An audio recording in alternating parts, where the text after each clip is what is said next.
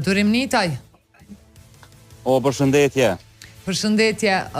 Unë po të pys, a ka sot fluturime dhe si po duket me fluturime dhe si votojnë edhe punëtorët e aeroportit e pastaj përgatitur për një pyetje të Drinit. Unë nuk marr përgjegjësi aty pastaj. Në rregull, spori po i përgjigj në pyetjes tënde. Aeroporti është pak më i qetë se nga që jemi mësuar pa kohëve të fundit. Megjithatë, pasha edhe disa mërgjimtarë që ishin në aeroport për t'u larguar nga Kosova. Në bisedë miqësore i pyeta se a kanë votuar sot dhe më thanë se disa kanë shfrytzuar të drejtën e tyre të votimit para nisjes për në aeroportet, e tjera as ishin të interesuar për procesin e zgjedhjeve. Kishte edhe arsye?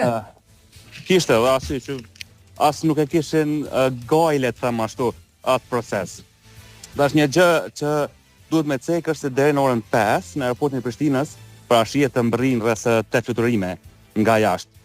Edhe këta janë votues potencial që mund ta mbërrin vetë votimin e tyre ende pa përfunduar koha. Edhe për të larguar nga Kosova ka fluturime, ndonse më pak se ardhjet. Sa i përket punëtorëve të aeroportit, më thanë se të drejtën e tyre për votim mund ta shfrytëzojnë nga ora 7 kur hapen vendvotimet ende pa filluar punën, apo kur ta përfundojnë punën pas dite. Shumë mirë, Durim.